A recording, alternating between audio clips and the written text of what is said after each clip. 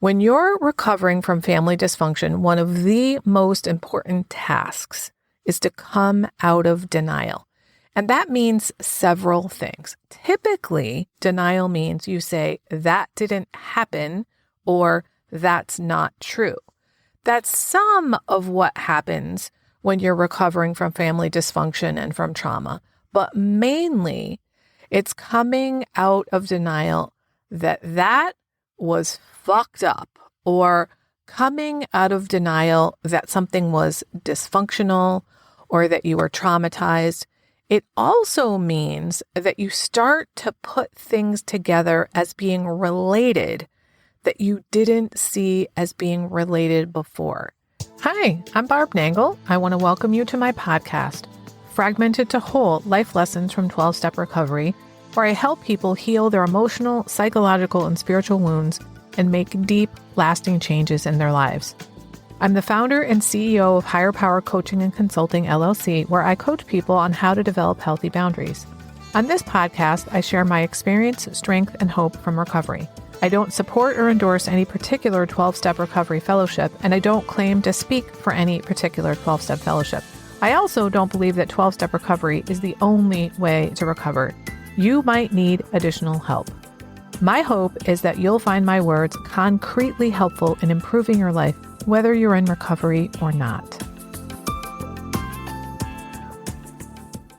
This denial shit is so pervasive and so insidious that it takes a long time to come out of. If you haven't already listened to my other 2 episodes about denial, which are episodes 17 and 23, you should probably go back and listen to them before you listen to this one. What you will hear is that a few weeks after I recorded the first episode, I realized, oh my God, this is the story I should have told about denial, which is the story I tell in episode 23.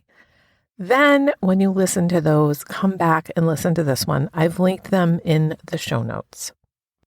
This is episode 182, Denial 3.0. Last weekend, I went glamping with my sweetheart, which was awesome. If you don't know what glamping is, it's a mashup of the words glamorous and camping. It's still camping. You're still in the woods. You still don't have running water and all that stuff. But the glamorous part comes from the fact that you're in a much larger tent than you typically are when you're camping. You're in a bed with a mattress and blankets, and there's heat and a coffee maker and all that sort of thing. We loved it. We got to have all of the best parts of camping, which is being in nature and having a campfire, and none of the shitty parts, which is things like sleeping on the ground, not having room for anything, freezing your ass off. Anyway, we went glamping because we wanted to go away to celebrate our 4-year anniversary. And I wanted to take my sweetheart around my hometown to show him where I grew up, which is about an hour from New Haven, where I live now. So we went glamping in the town next to my hometown. About halfway through the day of driving him around and showing him all these different places, I realized that the majority of the places I was pointing out to him were places where I partied. I was like, well, I got drunk there. I got high there. I bought liquor there. I drank behind that 7-Eleven. That was one of the bars I hung out in. That's the bar I threw up in. That's the one I did this and that. And I finally said to him, I'm realizing, like, holy shit, this was literally what I did in my youth and young adulthood and adulthood. The focal point of my life was getting high and drunk. I thought of it as partying. I remember thinking when I was in high school that I was, quote, cool for getting high.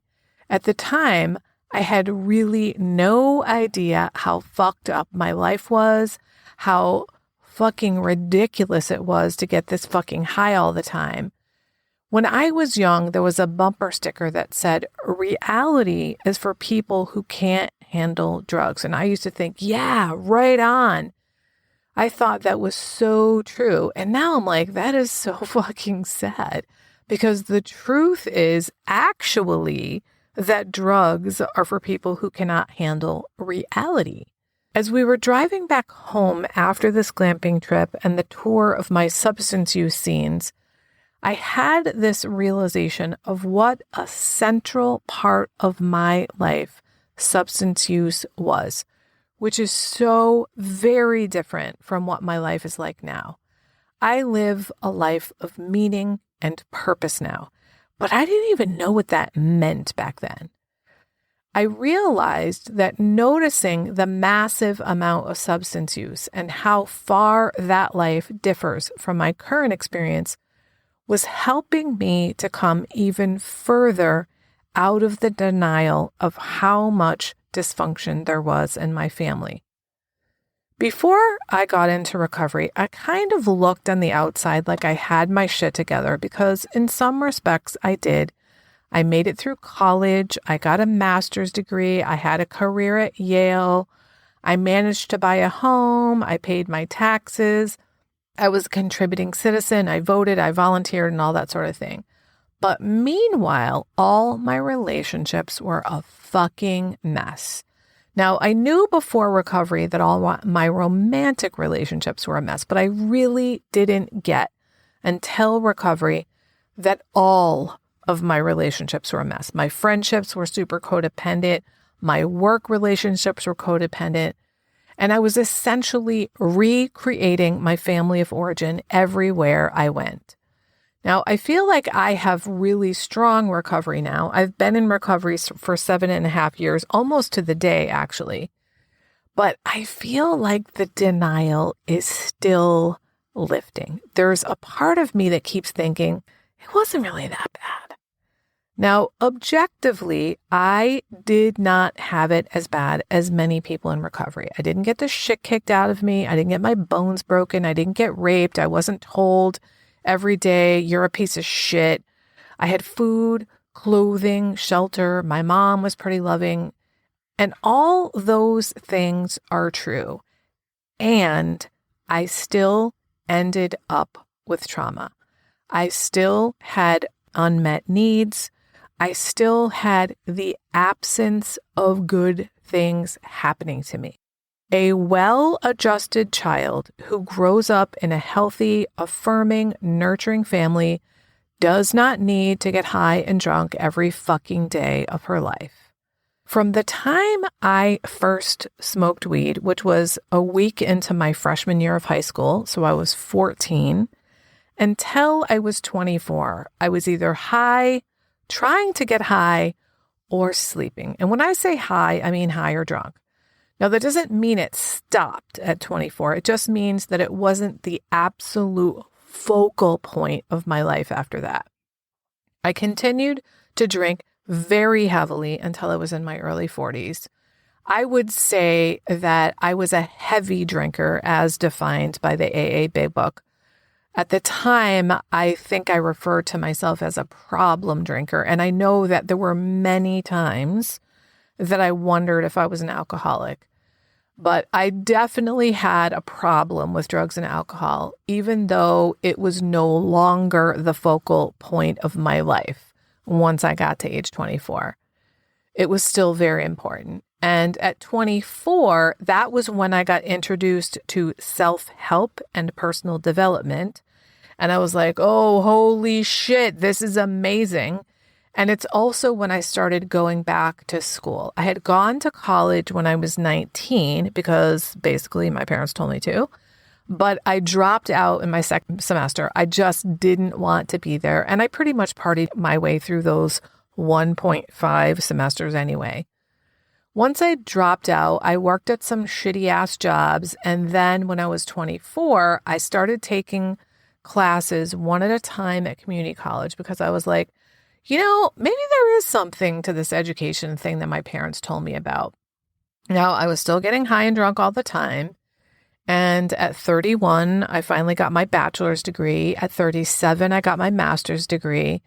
But I actually drank pretty heavily all that time. And for me, drinking was about getting drunk. The idea that people would have a glass of wine or a beer was just fucking insane to me. Like, what's the point of that? I just did not get it.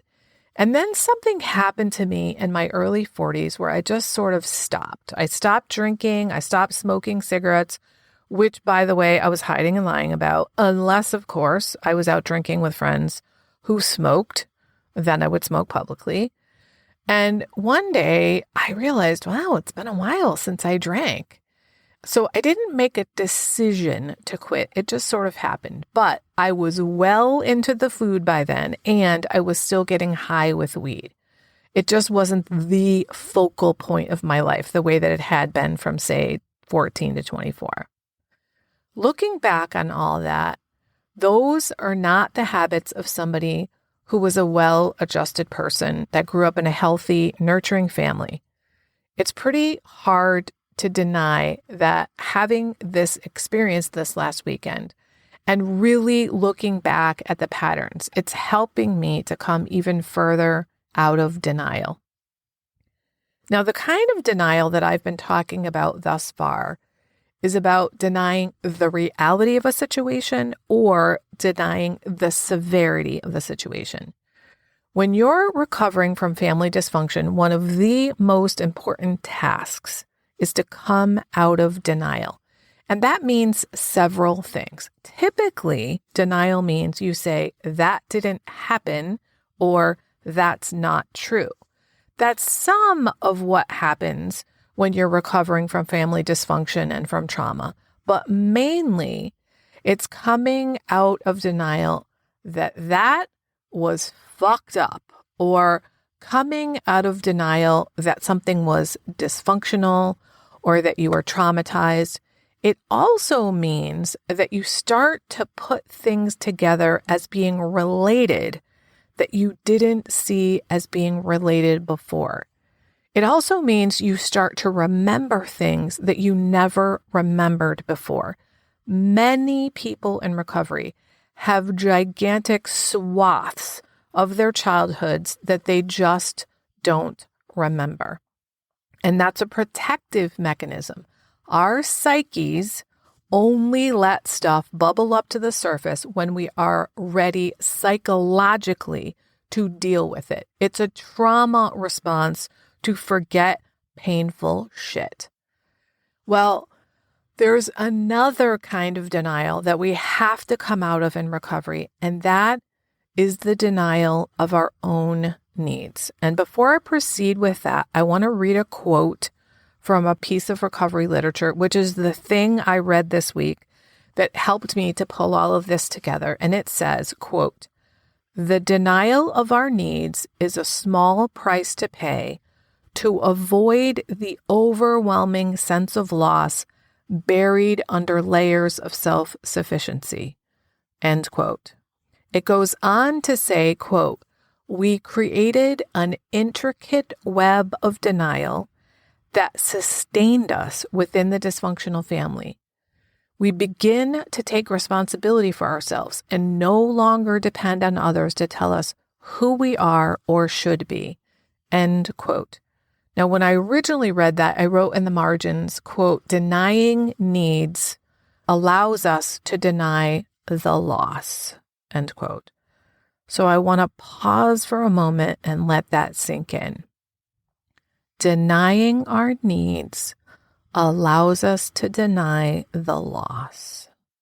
As children in dysfunctional families, we deny that we have needs, and we do this because we don't want to acknowledge the loss that results from not getting needs met by our parents.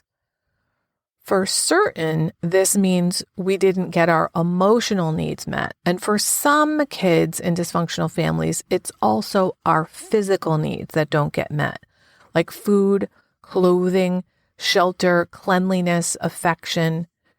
We've learned to deny our needs because we don't want to face what we've lost. And part of the way we do that is by becoming rigidly self-sufficient. We act as if we don't need other people because if we don't need other people, then we can feel like we don't have needs. And that means we don't have to face the loss. We don't have to acknowledge my parents couldn't give me the love, nurturing, affirmation, and affection that I so desperately craved. Which, by the way, I craved because I'm a human. And those are inborn needs for all humans. We don't have those needs because we're defective. It's not because we're a burden. It's not because there's anything wrong with us. It's because we are human. That is why we have those needs. Humans are pack animals. We are wired for connection. And when we don't get that connection, we have to go into denial about it. And so we need to come out of denial when we get into recovery, and we stop denying that we have needs. We need to stop denying ourselves things that bring us joy, as if somehow I can martyr myself enough and it will get me the attention or the affection or the worthiness or the affirmation from the outside world, from our loved ones. We tell ourselves, I need to be rigidly self-sufficient because I don't want to be a burden on anybody, because I don't want them to abandon me. This denial shit is so fucking insidious that this is my third episode about denial. I have no doubt that in the years to come, there will be even more episodes about denial. And I don't have a way to wrap this up in a neat bow. I don't have a way to say, here's what you need to do to come out of denial. I think that it's all of it. It's all of recovery. I was saying to somebody on the way home from a meeting tonight that one of the many reasons it is so damn important to go to meetings is because when you hear other people's stories, you're like, holy shit, that happened to me. Or, oh my God, I had no idea that's what that meant. Or you think, oh, now I get it. We're able to put the pieces of our own stories together by listening to other people's stories. All these things help us to come out of denial bit by bit. And we're also able to realize we are not alone when we hear other stories. Because one of the things all of us in recovery do, regardless of why we're in recovery, is that we're super good at isolating and keeping ourselves separate from other people and acting as if we are the only one who has whatever affliction we have, or we're the only one who has it as bad as we have it, or we feel we're separate or apart from everyone else, or we have a lot of shame and we think that people would just fucking ridicule us and humiliate us if we knew that we did this thing. And then we walk into a room where 15 other people say, I do that same weird thing that you do. Maybe it's that same weird thing with food or that same weird pattern of relationships that I do over and over again, regardless of how much it's harming me. And when I see that I'm in a room of other people like me, that helps me to come out of denial because I'm not alone. I'm not uniquely flawed. I am not beyond hope. I am not terminally unique. I am a beloved child of God. So again, there's no way to wrap this up in a neat bow except to say that this journey out of denial is so important and it's so nuanced that you need to keep coming back and keep sharing your story because you never know who you're going to help climb out of denial. And you want to keep listening to other people's stories to remember that you are not alone. I was recently reminded by a friend that when I first started recovery, I didn't feel lovable. I almost can't believe that I used to feel that way. and that I kind of forgot something so profound because I truly love myself now. And I want that for everybody. If you don't love yourself, there's literally nothing that can make up for that. I created something exclusively for my private clients since many of them don't love themselves. And I've now opened up my private vault to share it with up to 10 people individually. It's called the Self-Love Sprint. You'll grow to love yourself and truly feel worthy, so you can stop saying yes when you really want to say no, stop neglecting yourself and putting everyone else first. Stop saying all kinds of nasty shit to yourself. That is not what people who love themselves and feel deserving do. You'll stop being afraid that others will think that you're selfish for taking time to care for yourself. This is also for you if you don't really know who you are because you've always been such a fucking chameleon. Go to higherpowercc.com/love sprint. Remember, I'm only offering 10 of these, so don't wait. If you like this podcast, and I'm guessing you did or you wouldn't still be listening, then you're gonna love the other things I have to offer. If you'd love pre-release podcast scripts and episodes before anyone else gets them, or if you'd love access to content from my private vault that I developed exclusively for my private clients, which is like having a work session with me without me actually being there, go to patreon.com/higherpowercoaching. There are 3 tiers ranging from as low as $4 up to $24 a month. You'll also love my weekly newsletter, Friday Fragments, which has content very similar to the podcast. You can check it out at fridayfragments.news. That's fridayfragments.news. Please like and subscribe to my podcast on your favorite podcast outlet. I'd also love it if you'd leave a review, which you can do either in the show notes or on Apple Podcasts. It really helps other people find my podcast so they can get the benefits you've gotten from listening. If someone came to mind when you listened to this particular episode, please share it with them. And my favorite place to hang out on social media is Instagram. I'm at Higher Power Coaching. Please DM me there. I'd love to hear what you got from this episode. I run group and private coaching programs on building healthy boundaries.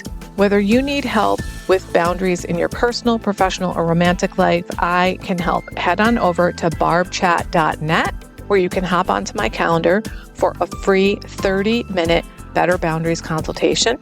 My ideal client is someone who is ripe for change. If that's you, I would love to work with you. My goal with all my work is to help you make lasting changes in your life like I've made deep, lasting changes in my life. Remember, it's never too late to recover. No one is beyond hope, and healing is possible. Thanks for listening.